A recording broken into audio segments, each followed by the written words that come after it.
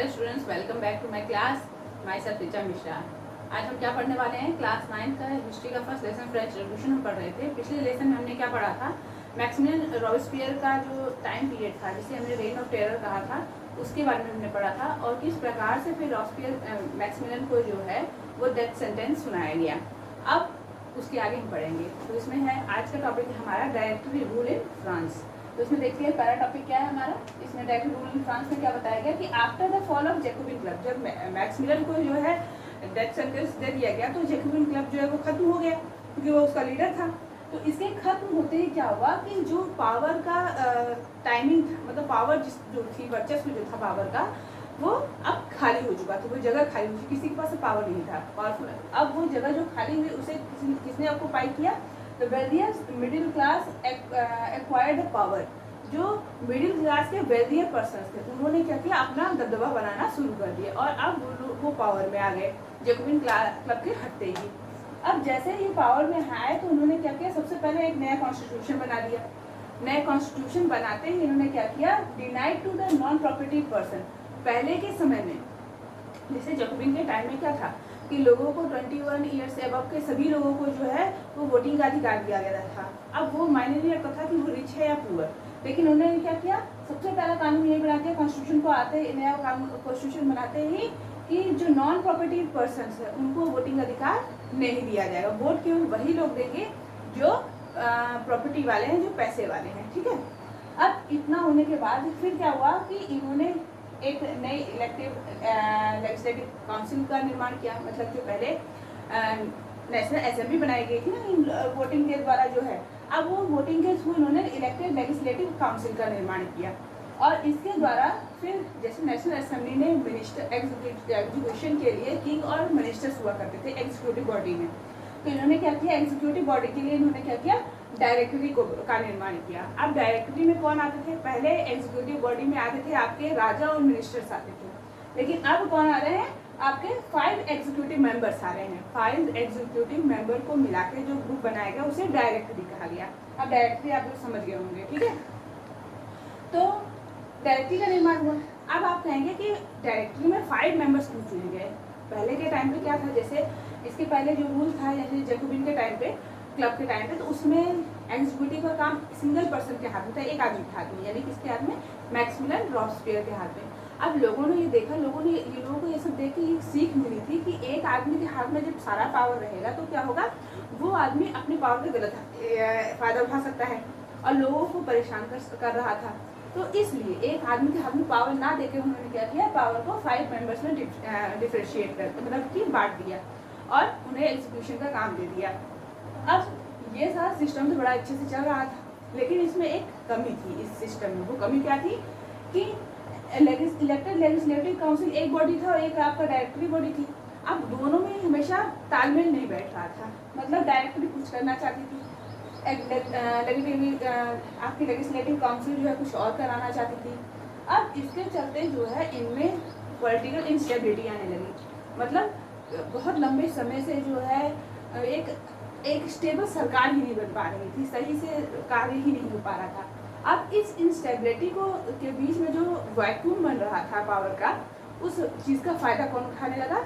उस चीज़ का फायदा उठाने लगे नेपोलियन बोनापार्ट, जो कि सबसे खतरनाक आदमी साबित हुए आगे चल के। अब ये क्या थे?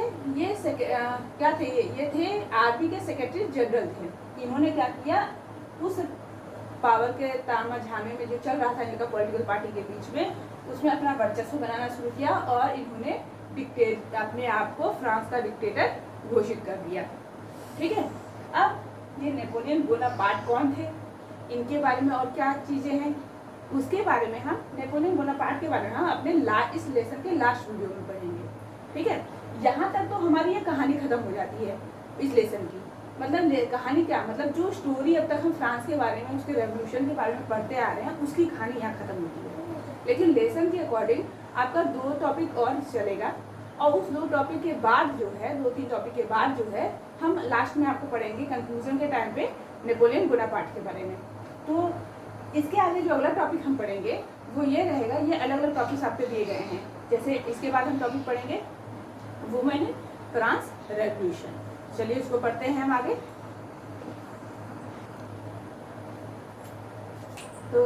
ये हुआ हमारा जो है नेक्स्ट टॉपिक जो हम पढ़ रहे हैं, वुमेन इन फ्रांस रेवोल्यूशन, मतलब फ्रांस की क्रांति में जो है वुमेन ने क्या रोल निभाया। तो पहले क्या था स्टार्टिंग में कि जो थर्ड स्टेट की महिलाएं थी स्पेशली, उनके साथ तो बहुत ही बुरी कंडीशन थी। उनका क्या काम था, केवल उनका बस इतना ही काम था कि घर के परिवार को देख रेख करना, खाना पीना बनाना वगैरह, और उसके आगे उनका जीवन ही कुछ नहीं था। और अगर उनसे काम वगैरह भी करवाया जाता था स्पेशली थर्ड स्टेट की महिलाओं को के साथ, तो उनको बहुत ही लो वेज दिया जाता था, तनख्वाह जो है वो बहुत ही कम दी जाती थी। ये सब तो उनकी क्रिटिकल कंडीशन थी। लेकिन जब रेवोल्यूशनरी समय आ रहा था, उस समय क्या हुआ कि रेवोल्यूशनरी समय में जो है राजा, जब आपके जो नेशनल असेंबली थी उसने जब जो है राजा के साथ राजा के खिलाफ जो है जो वॉर छिड़ी हुई थी नेशनल असेंबली के द्वारा, उसमें उन लोगों ने साथ जब देने लगे, तो जब ये रेवोल्यूशनरी काम शुरू हुआ उस समय क्या हुआ कि दे हैड रेवोल्यूशनरी काम जब शुरू हुआ तो आपने देखा कि उस समय नई नई पॉलिटिकल पार्टीज बन रही थी। जब हमने जैकोबिन क्लब की, जिसमें मेन किरदार बताया था हमने, मेन थे उसमें, उसी समय कि they had to their political clubs. उस समय महिलाओं का भी अपना एक पॉलिटिकल पार्टी हुआ करती थी और उसका क्या नाम था, the society of revolutionary and republican women. उस समय ये उसका नाम हुआ करता था। लेकिन क्या हुआ कि उसके बाद some changes are brought by revolutionary government. उसमें जो है कुछ चेंजेस जो है रेवोल्यूशनरी गवर्नमेंट के द्वारा आए। अब ये चेंजेस क्या थी कि क्रिएशन ऑफ स्टेट स्कूल्स। अब सरकार ने जो है क्या किया कि जब रेवोल्यूशनरी गवर्नमेंट आई तो उसने क्या किया, सबसे पहले कुछ स्टेट स्कूल्स का निर्माण किया और लड़कियों को जहाँ पढ़ने की आज़ादी नहीं थी, अब उन्हें भी थोड़ी बहुत पढ़ने की आज़ादी मिलने लगी। सरकार की जिम्मेदारी थी कि जो गरीब सेक्शंस के लोग थे उनकी बेटियां अगर नहीं पढ़ पा रही तो उनको कंपल्सरी स्कूलिंग की व्यवस्था दी जाए। और इसके अलावा they could not force to marry against their wishes. मतलब सेकंड ये था कि जो माता पिता की जबरदस्ती बेटियों की शादी कराते थे, अब उनको ये आज़ादी थी कि अब उनकी जबरदस्ती शादी तब तक नहीं हो सकती जब तक वो खुद ना करने चाहें। इसके अलावा और क्या आज़ादी मिली, डाइवोर्सेस वेयर मेड लीगल। मतलब पहले क्या था कि पुरुष जो थे उन्हीं को केवल जो है डाइवोर्स लेने का अधिकार था, लेकिन अब क्या हुआ कि अब महिलाएं भी अपनी इच्छा अनुसार जो है वो डाइवोर्स ले सकती थी। नेक्स्ट वन क्या बताया गया कि दे वेर अलाउड टू, कह सकते हैं हम कि अब वो जॉब के लिए भी अपना ट्रेनिंग ले सकती थी। अब महिलाओं को भी ये आज़ादी थी कि अगर वो अपनी इच्छा से चाहें तो वो ट्रेनिंग ले सकती हैं जॉब के लिए, आर्टिशियंस बन सकती हैं या अपने कोई छोटा मोटा जॉब वगैरह कर सकती हैं, बिजनेस वगैरह कर सकती हैं। तो ये सारे चेंजेस जो है वो रेवोल्यूशनरी गवर्नमेंट के द्वारा जो है वो लाए गए। इसके बाद क्या हुआ कि but in rain of terror all situations get worse. लेकिन जब जैकोबिन क्लब का वर्चस्व आ गया, रेन ऑफ टेरर का जो समय चला उसके जैकोबिन क्लब के रूल का, उस समय इनकी परिस्थिति जो है वो बहुत ही बदतर हो गई। मतलब जो भी आज़ादी मिली थी, जो महिलाओं को इक्वालिटी मिल रही थी, समान कुछ बराबरी मिल रही थी, वो सब खत्म कर दिया गया। जैकोबिन क्लब ने जो है इन सबको खत्म कर दिया। और जब ये चीज़ें खत्म हो रही थी जैकोबिन क्लब के द्वारा, तो उस समय ओलंपिक के गॉड्स ने जो है एक महिला थी, उन्होंने इस चीज़ के खिलाफ जो है आवाज़ उठाई और उन्होंने कहा कि नहीं, महिलाओं को भी इक्वलिटी मिलनी चाहिए। और ये जो है रेवोल्यूशन उन्होंने किया इस महिलाओं के लिए।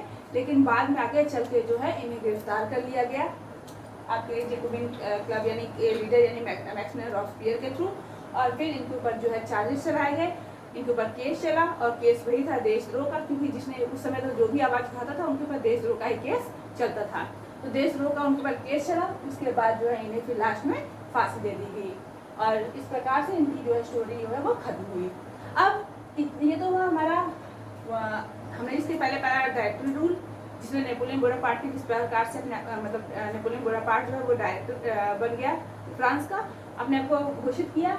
और फ्रांस रेवोल्यूशन में महिलाओं का क्या स्थान था, क्या योगदान रहा, क्या उन्होंने अपनी भूमिका निभाई, इसके बारे में हमने पढ़ा। अब जो अगला टॉपिक है वो हम पढ़ेंगे एवोल्यूशन ऑफ स्लेवरी। और इसके बाद जो है एक टॉपिक और हम और पढ़ेंगे और वो रहेगा रेवोल्यूशन इन एवरीडे लाइफ। और फिर लास्ट टॉपिक रहेगा हमारा नेपोलियन बोनापार्ट। तो ये अब आगे हम पढ़ते हैं नेक्स्ट वीडियो में evolution of slavery. Thank you.